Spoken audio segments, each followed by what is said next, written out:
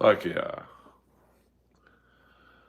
Skakel in the house. Tuesday Night Live. Don't worry about it, Hi-Fi. I think I'm going to do, if we can keep up the schedule, a new video every Monday.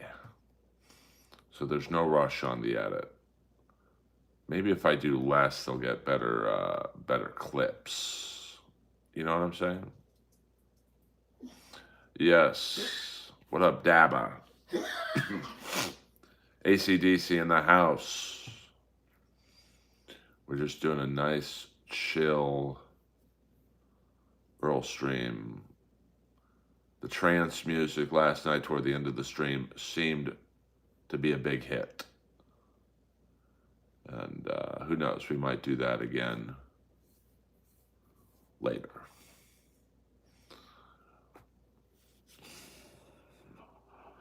Number one Josh Denny fan.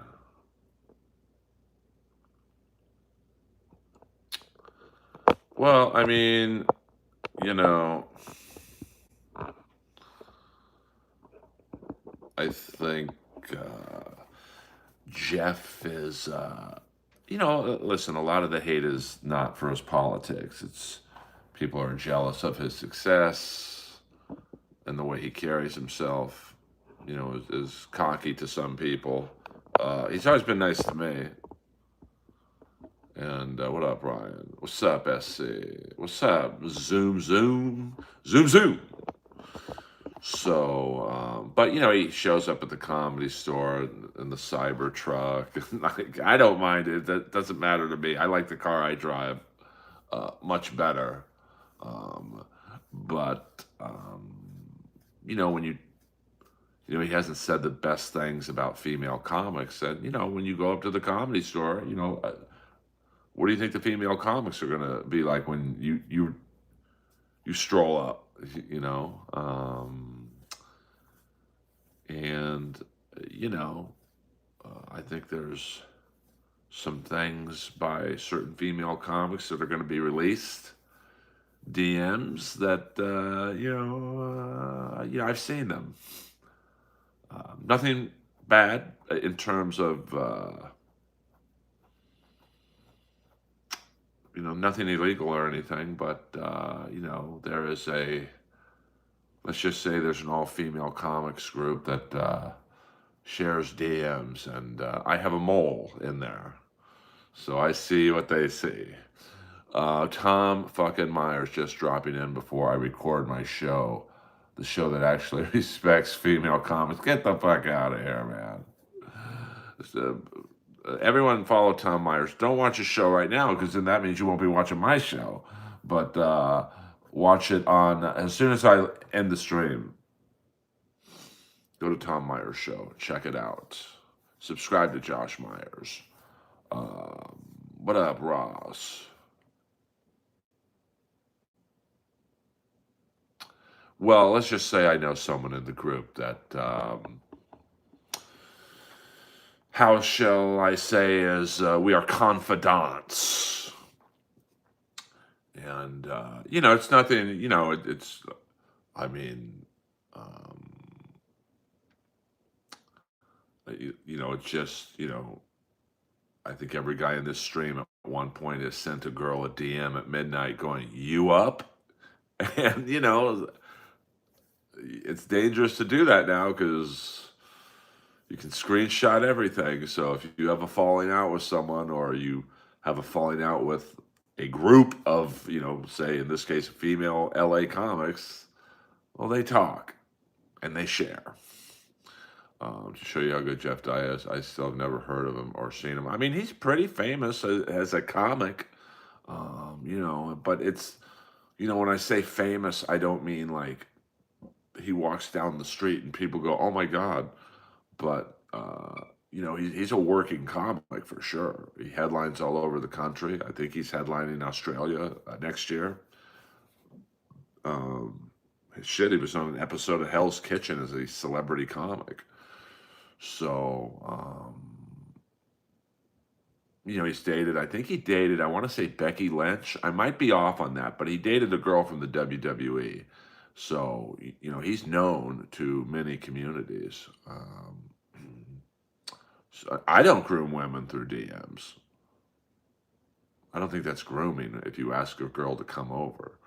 Um, and trust me, I've had a few girls DM me after midnight too, baby doll.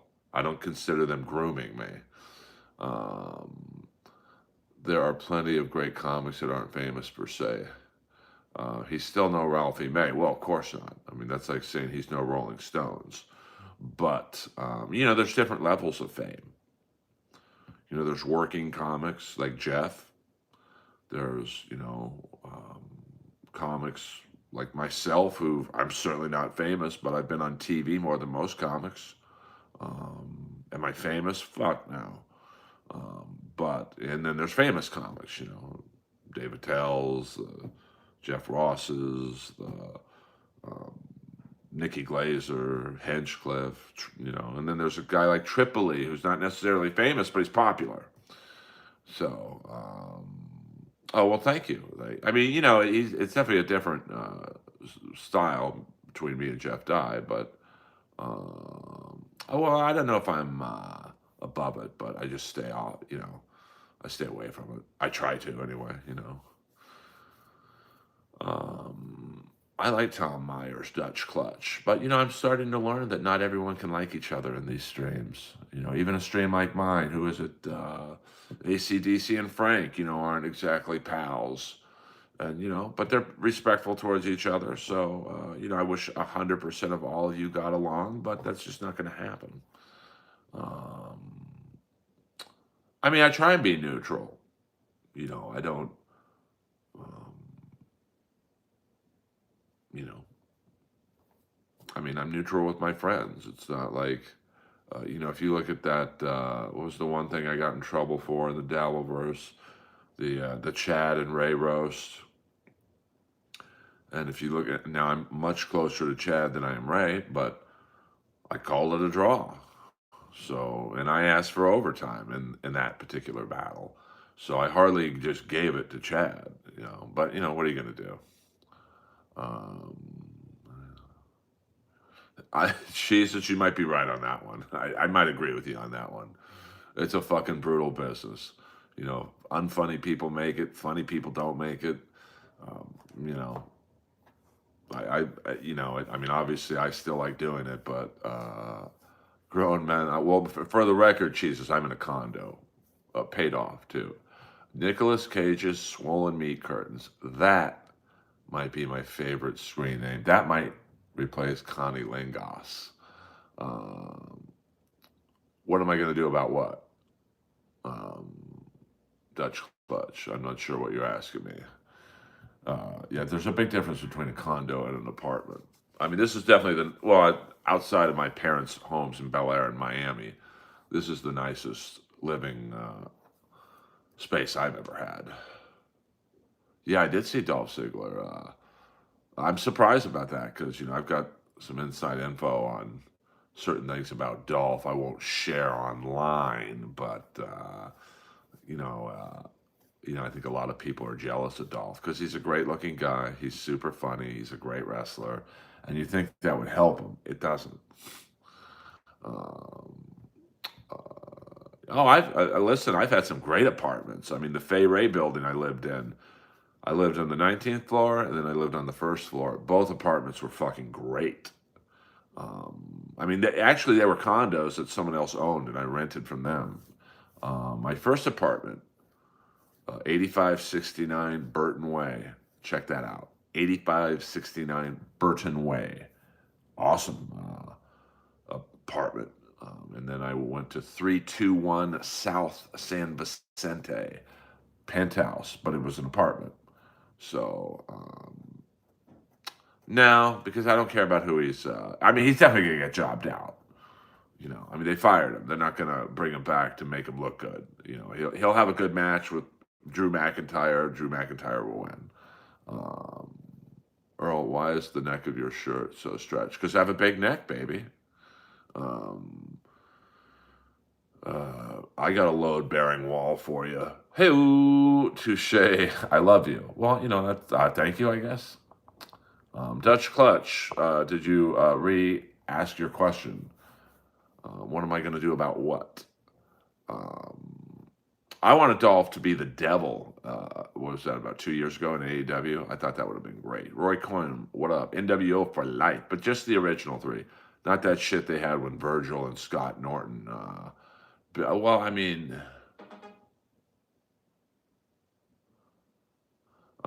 I don't know. I mean, let's just say I do. I It's big enough where people come back for it. Let's just put it that way. Would I impress an NBA locker room? Probably not. Would I impress a Chinese pole vaulting team? I probably would. Um, yeah, William Zoom, 100% there. I mean, listen. I mean, the good thing is this building's pretty hard to break into. Like the guy who broke into the garage, he was trying to get into the building, and you have to have a key to get um, into the building, or a key fob. So,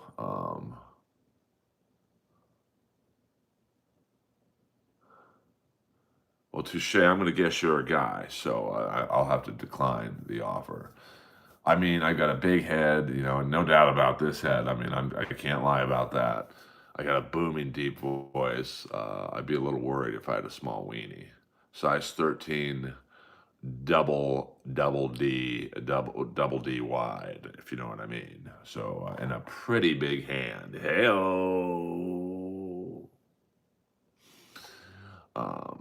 happy Tuesday. Well, yeah, happy Tuesday, everyone.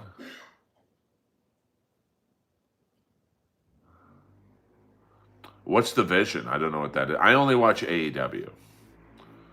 So I'm a female. Okay, well, it'll come on in. But it's hard to believe that, just because you you kind of have an anonymous name and a no profile photo. Looking good. Thank you, Doctor Nova. I've been working out a lot. Fuck yeah. I mean, for 57, I don't look bad. Now, if you said, Earl, take off your shirt, and if I was 20 years old, you could probably tighten up a bit, but fuck it. It ain't, it's hard to tighten up when you're natural. It's almost impossible, to be honest with you. Yeah, catfish, Articulate John. Who knows? Maybe Articulate John's a woman. I don't know. Um, so, Roy Cohn, Esquire. Can we get a blast for Lolo? $1.99. Ask and ye shall receive.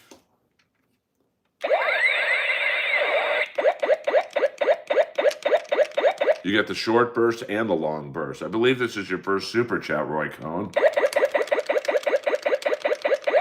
You take the midnight subway train. You're calling all the shots. My name is Janice. I'm 32, 5'4", 104 pounds. I'm a good person. I'm slightly on the spectrum, but I can do everything. It's not a handicap. There you go. I mean, I cannot. I can't say you're lying. Earl, did you see Trump call the reporter piggy? Oh, I thought you were going to say something else. I did not. Yeah, time to play catch an X. Let me get the ray gun ready. To catch an X, the vision is. Oh, okay. Seth Rollins. See, I don't watch WWE, so that's how little I watch it. I didn't know Eddie Nash. Fuck, I still want to pitch that documentary about him again. All right, Kip Smith gifted 1 membership. David Eric Ricketts once brought a dog into my life and my ex's life. Tank. He was what was he? David, a Rottweiler, a Tank the Rottweiler, and this dog was fucking huge. I mean, when it stood on its hind legs, he was taller than my ex. I mean, I think AEW. Thank you, Kip, as always. I think I never crossed paths with Nash. I was just a little too young. I mean, by the time I was like clubbing in the late '80s, early '90s, he was too busy fending off murder charges. I mean, I'm sure there is something on. Listen, I'm not for everyone. So let's see who's live right now. I like to give you guys viewing options, and I believe I'm the only comic who does this or streamer. Husey Entertainment. Okay, he's not live right now though. Let's go to my live button. Yeah, I mean, I just think it would be such a good documentary if. Now, here's the big if. I mean, a lot of the interesting people are dead. So we've got Dr. Till, Ministry of Dude, on. He might be new to the Dabbleverse, I believe. I think we have Nice Podcast Stupid. Is that JMO's podcast? So you have some options. You also have something called Brain Rot, which sounds like a Dabbleverse stream, to be honest with you. You have Earl Skakel live, so I mean, go see her. Tripoli is live with 1.5 thousand people watching. I'm really doing it the wrong way. Maybe I should get into conspiracy theories. Fuck it. Earl, there are two purple squares on your glasses. Oh no, I know. It's the reflection of the my iMac. There's nothing I can do about it because I'm blind as fuck, so I need these glasses. But the thing with Nash would be, like now there's still a fair amount of people who I'm definitely not buying views. I don't think Triple E is buying views, to be honest with you. I mean, he's hit that niche of the conspiracy world. Um, like Nikki Sixx played the Starwood. You could interview Michael Anthony and Alex Van Halen. They played the Starwood. Rudy Sarzo from Quiet Riot played the Starwood. Gene Simmons was at the Starwood always. I think Billy Idol probably went to the Starwood. So you'd have to move on some of these interviews. Tom Lang, who is the OJ detective, he's a great listen. If you just look up Tom Lang, Eddie Nash, he's a really good interviewer or interviewee. Um, I think Michael Connolly, the author, I mean, obviously he wasn't, he's very knowledgeable about the subject. Yes, I mean, Tripoli is live. Let me see. I mean, he's got so many fucking podcasts. It's you might be looking under the wrong name, but I just saw him. Here we go. Doom Scrolling. Sam Tripoli on his channel.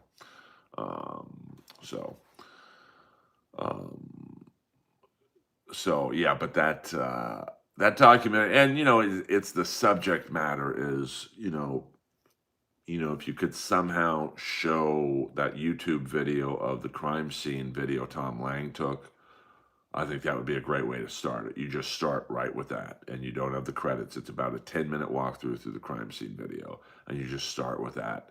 And then you get into Eddie Nash's background, the clubs, and you can interview, like there are some people, there's Facebook groups that have club groups about the Starwood and I think the Odyssey.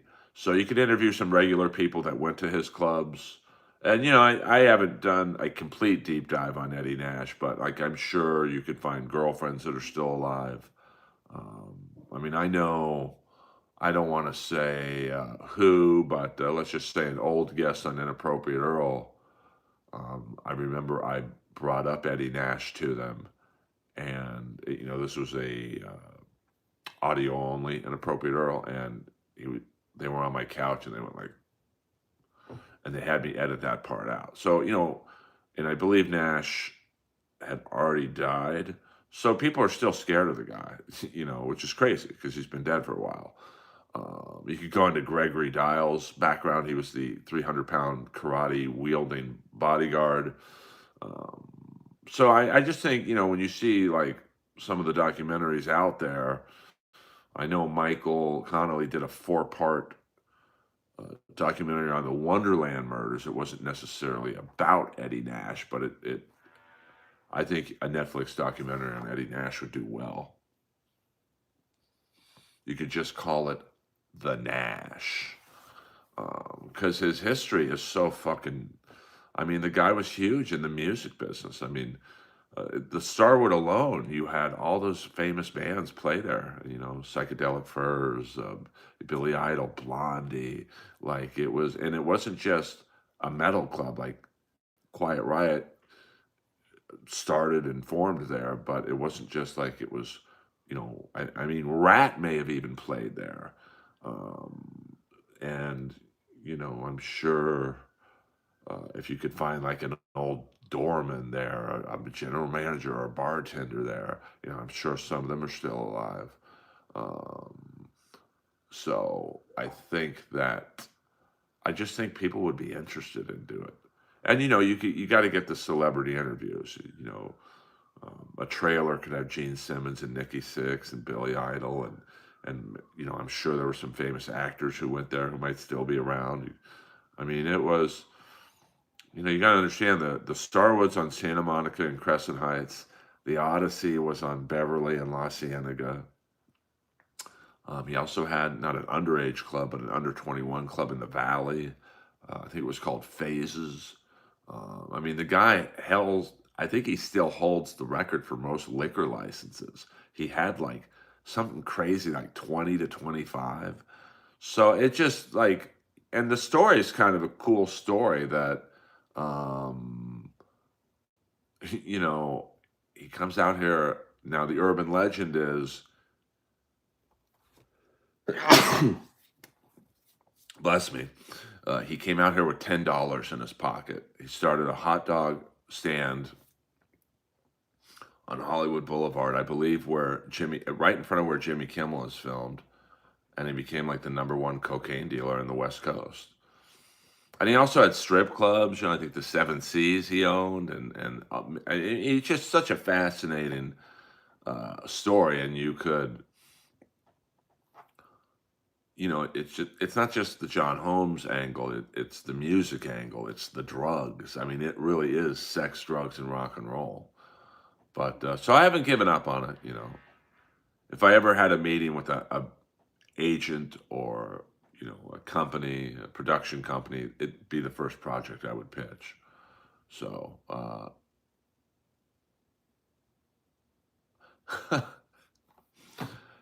Dutch Clutch, 4.99.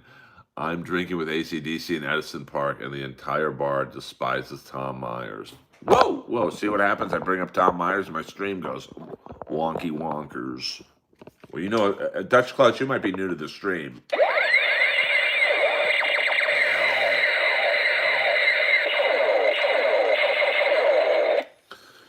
I mean, Tom Myers is kind of like Chad. Like, not a lot of people seem to like him, but that's good in the Dabbleverse. See, my problem is too many people like me. So that means I'll go nowhere. But thank you very much, Dutch Clutch. Um, so I just think it would be, and you could probably get some sports celebrities who were in there. Um, yeah, Roy Cohn and Dutch Clutch, thank you for the money, honey. You guys are showing me the money, honey. I mean, my goal was to do a stream for an hour to no money. So we're going to overtime. Hey,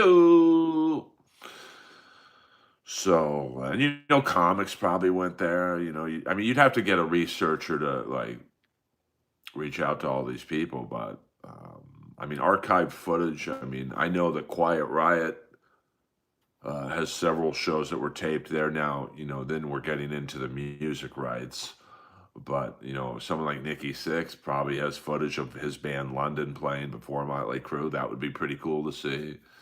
Um, I don't know if any door guys are still around from that era, you know, because you got to figure this is like late 70s, early 80s. So these people were probably 20 to 25 years old then. So 40 years later, they're, you know, and they're either in their 70s or approaching their 70s. So, you know, we'll see what happens. Well, I mean, he just had his fingers and everything. I mean, I don't think. Well, I think I need a girl with just giant tits standing behind me. It doesn't say a word. But then I got to pay her too. Like if I had a giant girl with big tits standing behind me, I'd have to cut her in on the almost $7 I've made. Well, that's another place, Bill Gazzari. But Bill Gazzari only had one club. Gazzari's. That was it. Um, Nash just, he had his hands in any club that would make money, from strip clubs to restaurants to. Let me see. Let me pull up Eddie Nash's Wikipedia page. Let me just put in Eddie Nash clubs. Sorry, I don't have an Adam Henniker. All right. Yeah, L.A. Odyssey. See, like there's an L.A. Odyssey group. Okay, this is there's a newer. So let's see what clubs he. Humble beginnings by the mid-70s. Nash held 36 liquor licenses. I mean, that's fucking crazy. I mean, that is like, it's hard enough to get one these days, but back then it was probably even harder. He owned teen dance clubs, nightclubs, and strip clubs. He owned the Kit Kat Club, the Odyssey, and the Starwood. Nash himself spent a reported $1 million per year on drugs.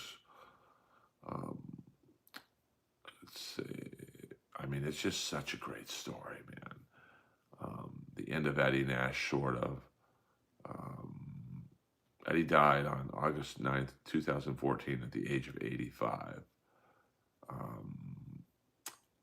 I mean, it's just such an amazing story. Like, here's a famous. Now, I went to his house. I think I did a live stream about it. I mean, there he is, just for you guys not knowing who Eddie Nash is. I mean, what a scumbag. Look at this.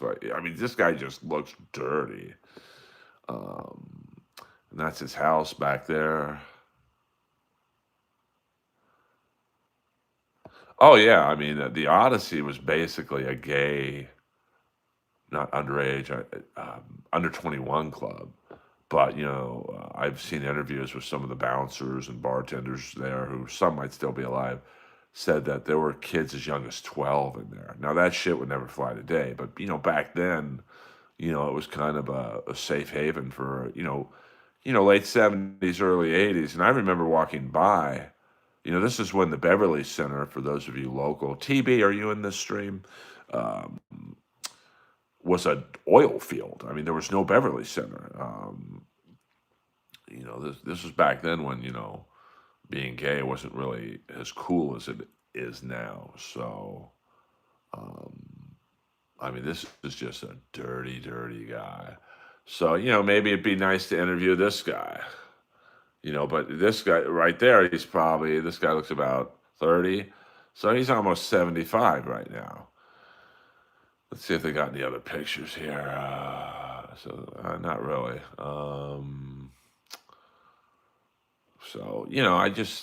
I still have not given up hope about an Eddie Nash documentary, because you got the John Holmes angle. You've got the sidekicks like a Gregory Dials, who was a 300-pound bodyguard, who knew karate. That's why in the scene in Boogie Nights, when Alfred Molina is basically playing Eddie Nash. But see, there's no payoff with Artie Lang at the end, because he's still alive. And, there's no like with Eddie Nash, there's the payoff. There's the John Holmes murder case. There's all the murder trials that Eddie Nash was involved in. It's not like the Wonderland murders were the only murders Nash was accused of. And the celebrities you could interview. You could interview celebrities with Artie Lang, but I don't know. I just don't think there's that payoff there is with Nash. Yeah, but I don't know. When I met him, he wasn't that cool, to be honest with you. He was just a fucking drunk, fat drunk, who literally halfway through Roast Battle fell asleep. Now, I don't blame him for that in that era of Roast Battle, but you know what I'm saying. Oh, yeah, he probably lived a wild life, but he was no Eddie Nash. I mean, Eddie Nash used to have girls come over knowing they did coke. He would never charge them. He said, "You want this coke? I'm going to go take a dump, and you're going to eat my ass clean. I mean, that's a great story. Finally, I catch a live when it's actually live. The great and legendary, one of my early, get it, early fans, Andrew Jacobs.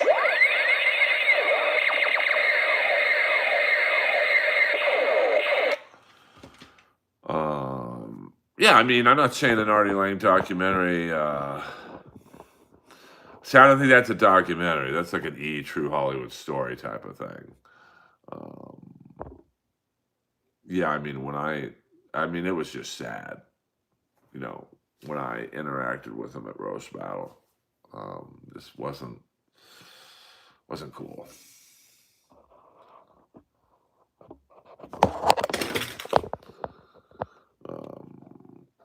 From shoot alone in your eye. Hey, I don't know about that. I am wearing a Jimi Hendrix John Barbados shirt. Thank you very much.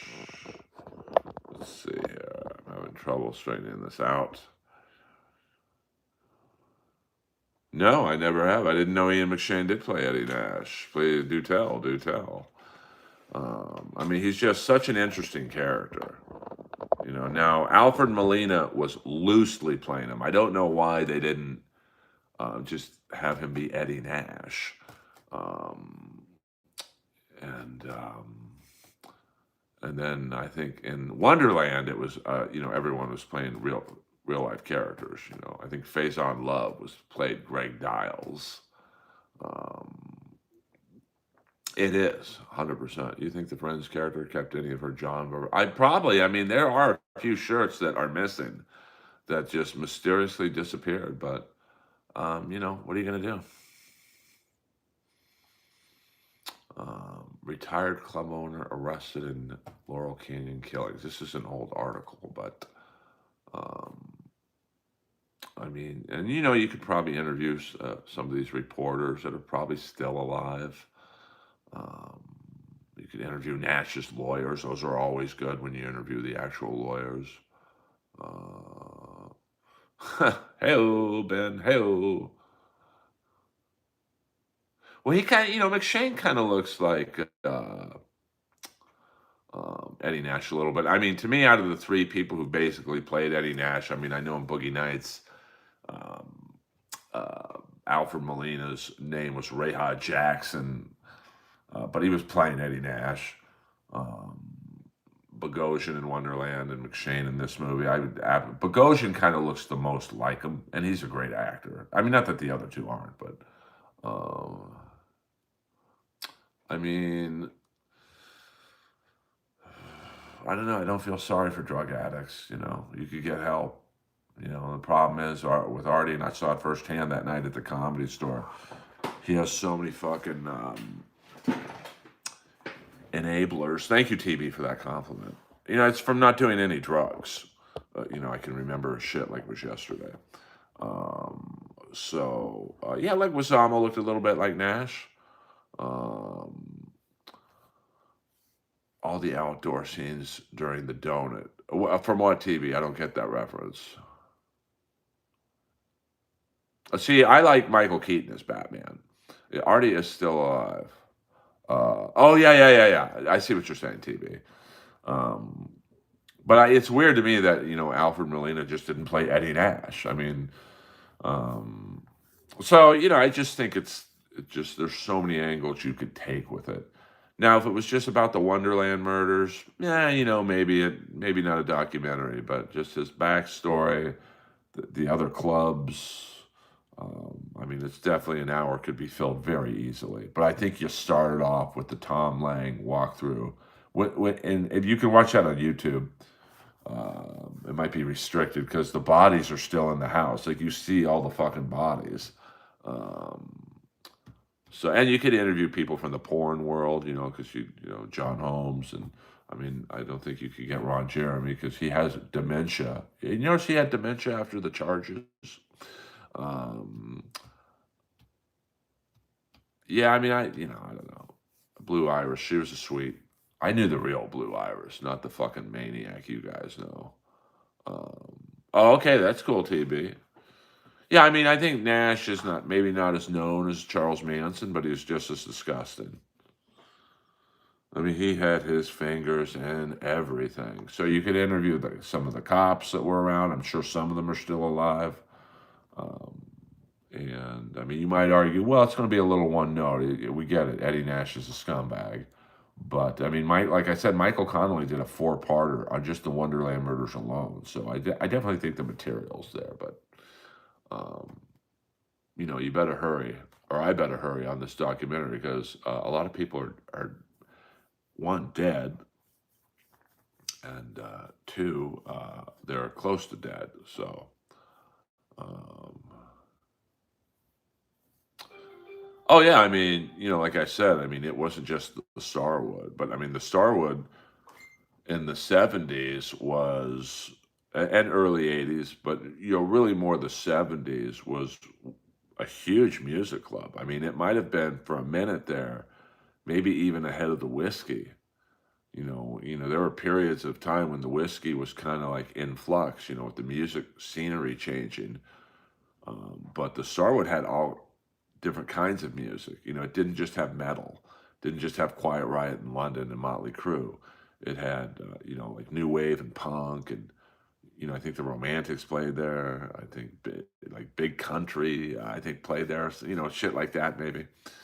What up? What up? Quiet Riot you mentioned. Well, I'm frustrated, outdated.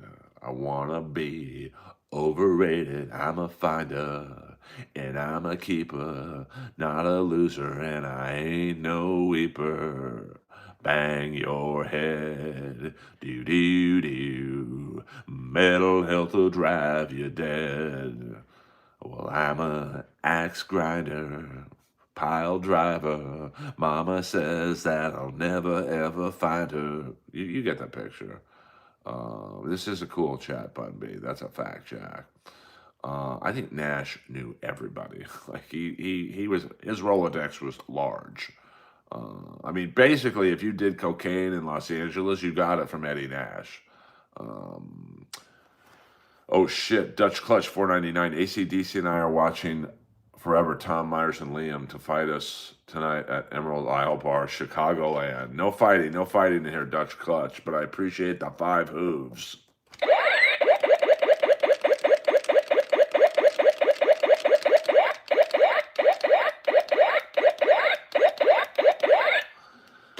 Yes, Nash owned about $30 million in real estate, which doesn't sound like a lot, but in 1978, that is the equivalent of about $200 million in real estate now. He owned several nightclubs. Well, I guess that would be included in the real estate he owned.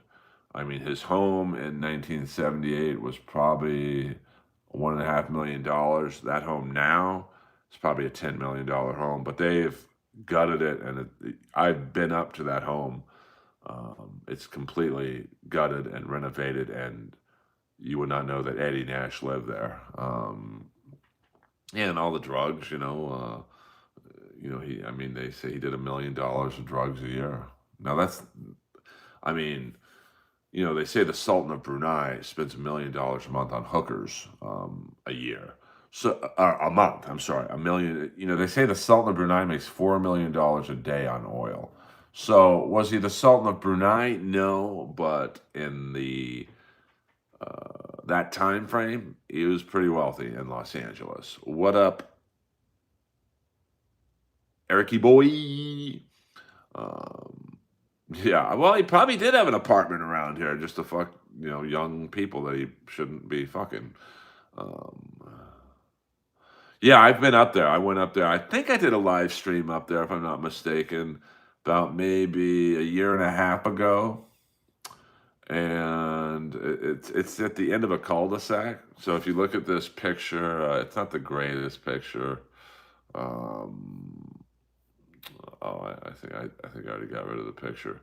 No, let's just look up Eddie Nash. I think Eddie Nash lived in a one-story home, and it's now a two-story home. So let's see if that picture pops up. Yeah, I mean, so here is it's not a great picture, but here is the as you can tell, it's a one-story home. But the let's see,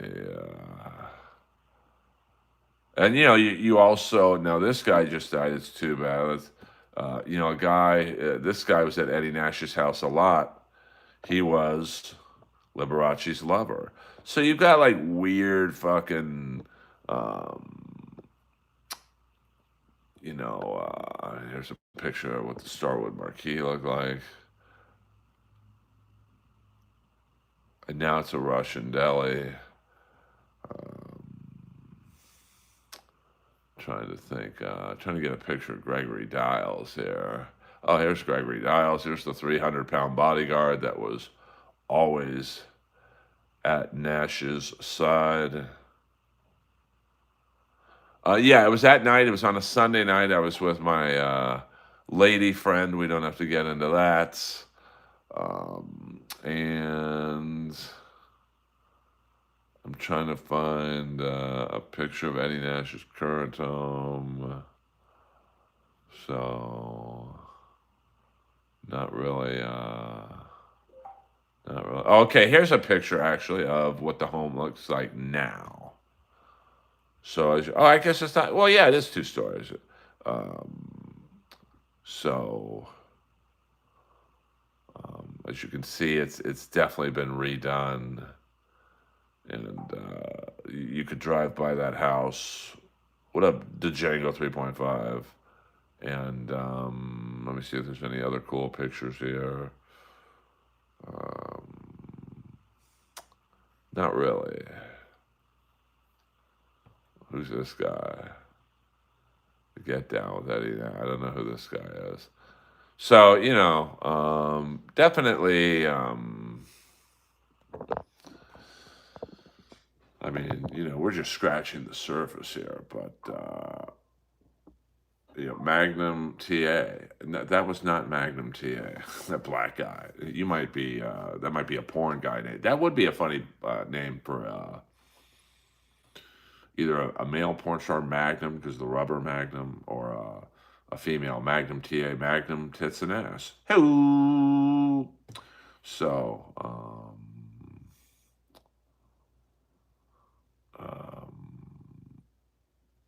well, you're coming in hot, 3.5. Don't worry about the cleanliness of my condo. I see we're having a nice stream in here. We're 45 minutes into a really nice stream, and you've got to ruin the vibe. I have a dog. Of course, my carpets are going to be dirty, you son of a bitch. TC from Magnum PI. Yes, he did have a cool helicopter. Well, you're not showing me much love right now, 3.5. You've totally ruined the mood of the stream. And now all 33 people in here, other than you, want you out of here. But I want you to stay here and just be quiet. Smoke some weed or something. I don't know. Yes, he did give me my money back, Magnum TA. I felt so bad, but it's like, hey, man, you're going to run a business. You got to fucking be in charge of it. Then he messaged me saying, I'm gonna send you a special action figure of me that nobody has. That was about a year ago. Ask me if I've gotten that action figure. I'll answer the question. I have not. Well, we don't talk about God in here. I mean, God is Lemmy, and Lemmy is dead. So, Earl Skakel in the house. We'll do about another 15 minutes. No, I did not get the action figure, my old hover. No, it's still in business. Still has a Facebook page. I mean, they've ripped off, I don't know, like 50 to 100 people, maybe more. I don't know. I'm not keeping up with it. I got my money back. I'm like, you guys are dead to me. And it's too bad because I bought the Kamala doll for myself, and then I bought the Medusa doll, and I was gonna give it to Medusa because we're homies. But that would be a special edition action figure. I mean, too bad he got in that accident because he was my John Cena, and he was set to, along with Dusty Rhodes, being a great program against the Four Horsemen. But it also, obviously we wish the accident never would have happened, but it gave birth to maybe the greatest um, heel to face turn ever. And this is right in the height of the Russian Cold War with the U.S. And Nikita Koloff was a great heel, like an amazing heel. And he joined forces with Dusty Rhodes to take on the Horsemen. I mean, I wonder if I could show that clip. Let me see. Let me see what's going on here. Nikita Koloff face turn. I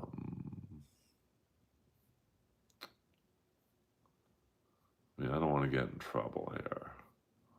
Oh, they don't have it. Now this is, we'll show it if I get demonetized. Fuck it. Now, so this is when Nikita Koloff was a bad guy. Now, this is how real wrestling was back in the day. Oh, don't do it? All right. Well, how about a screenshot? There's Nikita Koloff has the Russian bad guy. There's his partner, Ivan Koloff. And this is Jim Crockett, who was at the roast of Ric Flair. At the end of this video, Nikita Koloff gives David Crockett a clothesline and legit breaks his neck. It wasn't a work. So that's how real this shit was. And look how big he was. He was supposed to be Ivan Drago in Rocky IV, according to him. And, he was too big for Stallone. Let me pan out. I mean, that is a big fucking boy. Definitely more muscular than Dolph Lundgren. I mean, he was fucking big. So, big guy. All right. Well, I won't show the clip. I don't want to get my channel dinged. No, that is not the Big Show. That is Nikita Koloff. And, you're joking. All right. And then he joined forces with Dusty Rhodes. What were they called? The Superpowers. Yeah. Yes. A lot of my stand-up is on YouTube. And, I mean, can you imagine? He went to school with Kurt Hennig, and they were all bouncers at the same bar. So if you walked into this bar in Minnesota, the bouncers were Nikita Koloff, the Road Warriors, Rick Rude, and Kurt Hennig. Imagine starting a fight, and people did. I could take this fucking big bald fuck. I know. Well, I mean, he might have been too muscular. I mean, Dolph Lundgren was a little more sinewy, a little taller maybe, and leaner, but still big enough to be scary. Well, the Comedy Store doesn't put up full sets. That's why I put up a lot of shorts. I mean, I think there might be, if you look up Earl Skakel Master Class in Comedy, I think it's a 21-minute set. I snuck that one in. I mean, he would only speak Russian in public. So he lived the gimmick. But then one day he tells a story that in the supermarket, the lady whispered to him, who knew his real name, "I know you can speak English." No, Hennig is dead. I mean, I think Ivan Koloff is dead. Nikita's still alive and looks pretty good. Does great shoot interviews if you look up Nikita Koloff. I don't remember the Berserker. So we got 10 more minutes, kids. 10 more minutes. And then Earl Skakel will be off to do what he does when I'm not talking to you guys. And you guys, let's see who's live now. You guys know me. I always like to give you guys a viewing option. I think he's focusing more on Austin, but I think he's a little more in at Austin than I am, so I get it. I think he rents an apartment there for like $900 a month. And, a lot of people do that. I think Frank Castillo does the same thing. But, Um, I'm not as in. I mean, Frank's really dialed in to that world. I'm not. So, it's just one of those things that, um, well, thank you, Zhang Wei. Um, Nikita Volkov is dead. Nikita Koloff isn't. Um, but, we all have our own paths. I mean, I'm concentrating on this stream and voiceover work. And, I get my one spot a week, sometimes two at the Comedy Store. I mean, that pays well, to close out the Comedy Store on a Saturday night. My 4 to 6 sets a month at the Comedy Store, I'm making more than most road comics. That's not bragging. It's just, so that's why I don't, that's another reason I don't do the road. Why the hell would I do the road when I can do 4 to 6 spots a month at the store and make either as much, more, or just a little under what a road comic makes? Interesting. I didn't know that, William Zoom. Oh, yeah, we don't goon in here. We don't goon in here. But can you imagine? I mean, they're all roided out to the fucking gills, and you walk into that bar and you're a little boozed up, and you pick a fight with one of the Road Warriors. Like, holy fuck. Why ask why? Yeah, 100%. I mean, do I crush puss? I do all right. Am I Vince Neil? No. But I'm not Liberace either. Trust me on that one. Let's just say I get a lot of repeat business. Sorry, I had a booger in my eye. Yeah, I mean, Hawk. I mean, Nikita Koloff was probably the biggest of the bunch. I mean, Rick Rude wasn't exactly tiny. I mean, Rick Rude was probably the smallest guy, and he was probably my size, but obviously a lot more muscular. Um, I mean, and I'm sure their friends came in. I'm sure like Hulk Hogan came in because that's like Vern Gagne was that AWA territory. So yeah, Ming. Ming is generally acknowledged as the toughest guy. Like when you ask any old school wrestler, who would you not want to fight? Literally 95% of them say Ming. Couple say Danny Spivey. He was a big fucking dude. Not necessarily muscular, but he looked like he could take care of business if you wanted to get out of line. Sid, obviously big guy. I don't think he was much of a fighter. But, like that one match with the Skyscrapers, which was the tag team of Sid and Danny Spivey, where the jobber thought, I'm going to go into business for myself. I'm wrestling in my hometown in front of my family. I'm going to get some offense. And, no, you ain't. And the rumor is that Sid and Danny Spivey and a couple other guys beat the shit out of this guy, Mike Blackwell. He would be a good podcast interview. Um, um, Harley Race, definitely a tough guy. I mean, you imagine trying to fight Harley Race when he's had a few beers on him. Yeah, I mean, Rick Rude did have a good stash. Orndorff was a big guy. I mean, I met him at the WrestleMania I was at Staples Center, and he was sitting on a couch by himself. And I said, Mr. Orndorff, can I said, I think I called him Mr. Wonderful. I said, can I sit down here? I'm a little tired. He's like, yeah, go ahead, young man. And it's kind of awkward silence. And then he looks at me and goes, what do you think of today's wrestling? I said, no offense, bro. It sucks. And he's like, you're right. And that's when I saw The Undertaker and Kurt Angle like limping to, I guess they had just had a match. And they like hugged each other. I mean, most wrestlers are nice guys. I feel bad saying this because I see him in some interviews where he looks like a great guy as a Stone Cold. He blocked me on Twitter because, I don't know, because I was associated with Roddy or whatever. But, what are you going to do? 5 more minutes, guys. I don't do 7, 8 hour streams. I just can't. I know I'd probably make more money doing it that way, but I'm into building up the algorithm, smashing through it. Let's get to 5,000 subs. And when we get to 10,000 subs, I'll pay for the special myself. But I want to do the documentary just needs to be edited. I want to do that first. Make some money, honey, on the doc, and then, maybe get some heat off of it. And Rogan says, Earl, come on, talk about your special. You got it, Hefe. Uh, I mean, I don't know if he's a prick or not. I mean, I watched some of his podcasts, and he seems like actually a really nice guy. But I don't know why he blocked me. I mean, I never said anything bad about him. I think he thinks maybe I'm Will Sasso. But you know, Bobby Heenan was very fun. Funny. Those finishers, the smasher, 100%. That's a fact, Jack.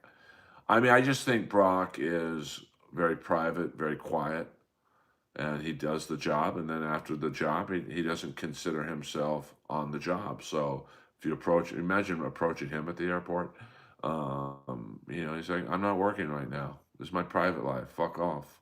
Um, so, I, I, I mean, I respect Stone Cold for what he did in the business, from going from stunning Steve Austin in WCW to the biggest star in the business. He could have quit, whatever, but Special Delivery Jones probably, no, I mean, Junkyard Dog toward the end looked like he was pregnant. I mean, he had to pull up his fucking his sweatpants to cover up his gut, and he was huge toward the end. I mean, he might have been 340 toward the end, but not a great body, SD Jones. I want to say he also had a brother who wrestled. Yeah, I mean, Ted DiBiase, I mean, a legend for sure. Read what again? Did I miss TB Special Delivery? Probably least fit of the fit wrestlers, but yeah, I mean he was a great jobber. I mean he was like a black Iron Mike Sharp. Not completely out of shape, but I see what you're saying. He was fit, but he wasn't fit. Yeah, Ted DiBiase, and when Virgil turns on Ted DiBiase, I love that shit. We got about 2 more minutes, kids. We'll go another 5 minutes. We'll go to 1 hour and 5 minutes. So get your last minute questions in, your trolls, your likes, your subscriptions. I saw Virgil work at a wrestling convention. So Friday night was the roast of Ric Flair. Saturday night was the convention, or Saturday day was the convention, and then Sunday was the last match. And Virgil at the convention was so funny, trying to make people give him money. And his manager was like, "Hey, take a picture with Earl and give him a picture." And he's like, "How much should I charge him?" He's like, "He gets it for free." And it looked like you kicked Virgil in the nuts. No, he took the picture though, but um, yeah, I mean, unless you're flying private, you got to fly with the pores, myself included. Um, my favorite it's by far my favorite $1 Million Man promo is when he says he'll give the little black kid $100 if he can dribble the basketball 15 times, and the kid gets to 14, and then DiBiase kicks the ball out of his hand. Uh, um, that was pretty funny. I mean, I've been on a real rabbit hole. Let's see what's going on in WCW page on the WCW YouTube channel. Right now they're doing the Crockett Cup. I can play the sound, right? NWA, damn man, that ring looks great. We've got Rhodes and Koloff, Road Warriors, Luger, Blanchard. I mean, I think Bruiser Brody, maybe. Damn, it's great to watch these. Oh my God. This is when wrestling was wrestling, man. You didn't know if it was real, fake. You didn't know what the hell was going on.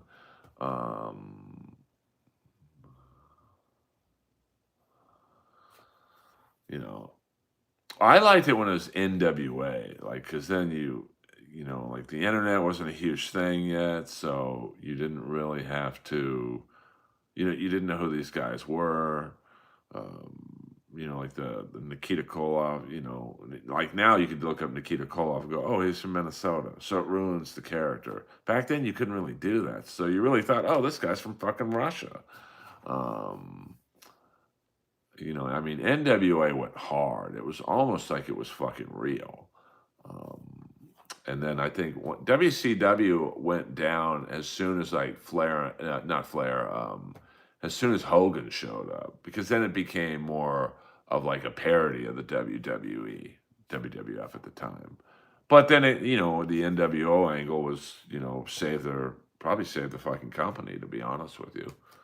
Um, you know, so, um, but man, I love that era of like Magnum TA, Butch Reed, Ron Simmons.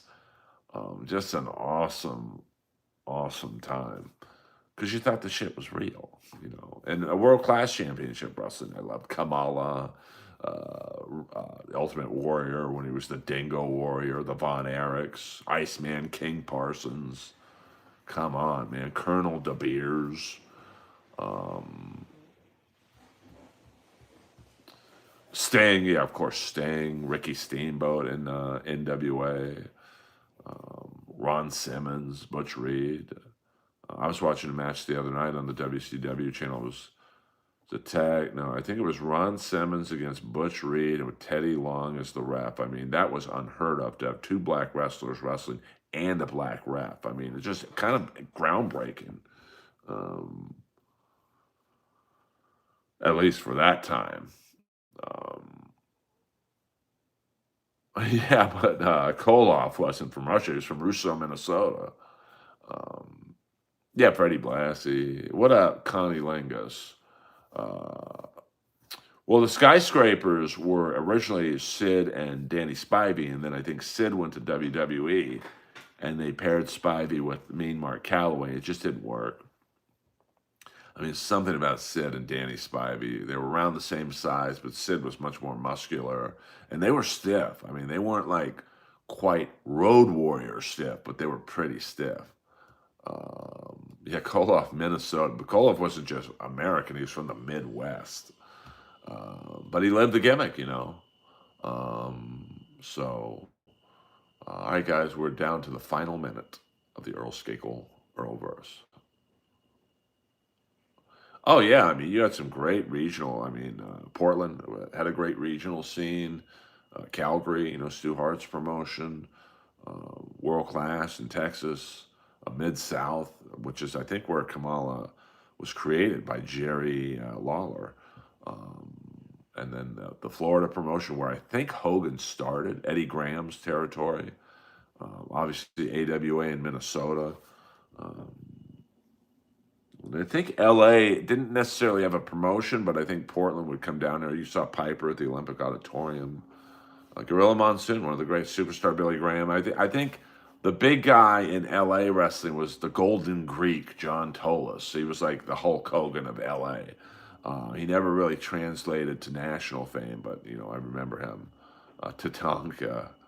I am a wrestling archivist, and all of this is off the top. You had the Count Billy Varga as the ref. He was like the heel ref back then. He was my dad's friend. I think Hulk Hogan, yeah, Hulk Hogan absolutely ripped off superstar Billy Graham. But everyone rips off everyone. I mean, Ric Flair was basically a mixture of Buddy Rogers and Playboy Buddy Rose. So Art LeBeau show closing exit song. All right, JJ, it's time to go for me too. I love you guys. Hit the like and subscribe button. I probably won't stream again tonight, but I'm like Sting.